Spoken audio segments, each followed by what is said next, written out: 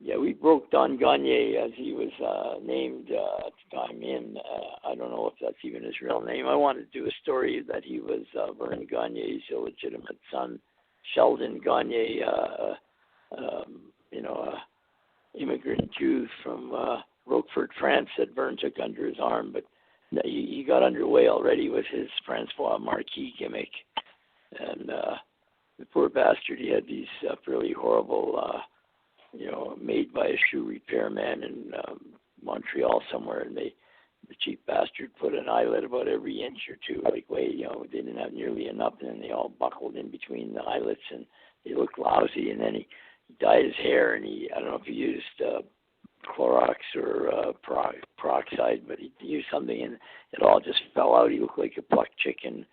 Not to mention he had a burned scalp as well. But anyway, and he's supposed to be playing a kind of a French homosexual / dandy, sissy, pimp, whatever you want to call it, and an artiste. And anyway, that was he got under way wrestling with that gimmick for a while, and he and Ricky Martel and Bernard Brute Martin and possibly one of the Cormiers or two, and I think it was even another guy, also Michel Martel, possibly all staying in one suite somewhere, a very popular place where the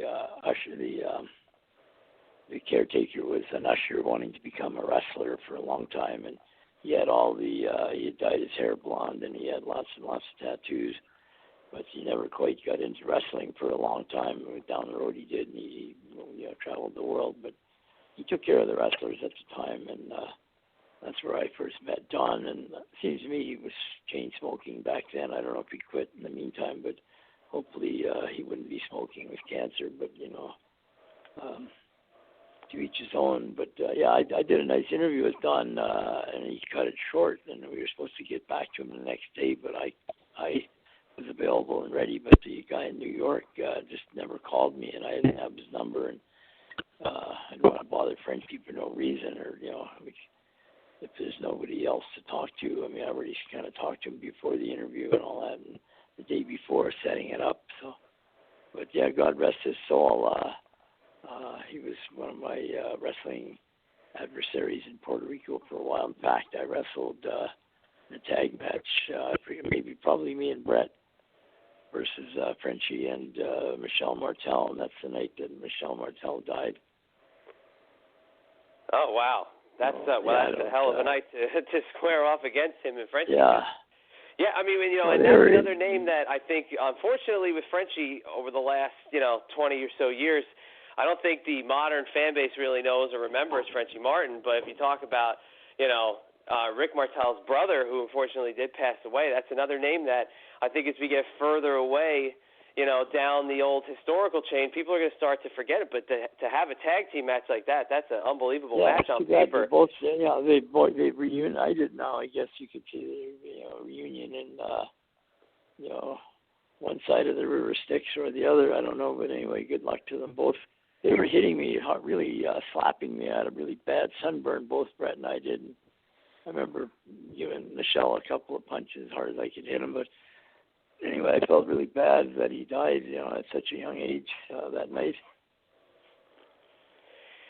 And when you talk about Frenchy as a competitor, but we remember him a lot as a manager, as a personality, hosting, kind of hokey talk show on Vince's TV. But kind of give the fan an idea, if you can, about Frenchy as a competitor, as a wrestler.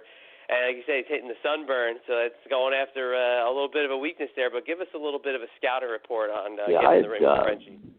Been attacked by fire ants and sunburn both. But anyway, Frenchy actually came along quite well in Calgary for a while when he first broke in, and not too long after. A lot of the guys from here that knew Carlos and Victor Jovica when they were working all in the same kind of loop here, riding together and all that. A lot of these guys would go down, especially when they're down east. They're twice as close to Caribbean as I am, way up here in northern Canada, western Canada. So they had the advantage of about a half the price airfare to get to Puerto Rico. And Don Gagne or Frenchy Martin. He wrestled Ric Flair, sold out the Roberto Clemente Coliseum there for the world's title. That's not too many guys that are able to fight the legitimized NWA champion. It's just rare guys. The top guy in any particular territory when they have their big final, biggest show of the year, like ours would be Stampede Week.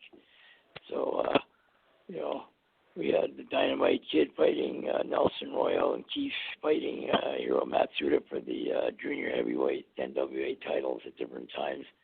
And we had the Stomper and Abdullah, and oh God, I can't remember all the different guys we had over the years, different villains, Waldo Von Erich fighting the NWA champion, whoever it was at the time, whether it was Gene Kiniski or Whipper Watson or Dory Funk or Harley Race, Jack Briscoe, Ric Flair, Pat O'Connor, Lou Says, whoever was the champion at the time. That would be the biggest match of the year in the biggest building we could find in all our towns. And I take my hat off to Frenchy for doing that at a fairly big stadium in Puerto Rico against Ric Flair. And it's not only those are violent fans. They get if either guy had been a Puerto Rican, they could have been somebody killed. I mean, Ric Flair is a villain and Frenchy was a villain. So there are a couple of bleach blonde, outsiders, or but that was pretty good for Frenchy. I think that was a bigger gap in his feather in his cap than doing whatever he did with Vince and Dino Bravo. Yeah, oh my gosh, absolutely. And those fans, so I've seen those fans just ignite, like where all of a sudden there's chairs and bottles and crutches and almost anything, shoes flying at you, from the stands. They just it's but even when I was, Brett and I were baby faces, they were meaningless baby faces, like but mostly on the undercard and stuff, but not Hispanic by any means. But even you're leaving the building and they ask you something about, do you like this particular Puerto Rican or something? Go in and say one of the Castillos or something. You say no, no, I don't. Or they want to fight you then just because you're not Puerto Rican or something. Or do you love this island? I say it's okay, or whatever. Like I'll tell you more about it, but I don't know who the hell you are. I'm just walking by. But anyway, that's too bad he's not with us anymore, and he didn't die an old man either. I mean, I think he's younger than I am by a couple of years.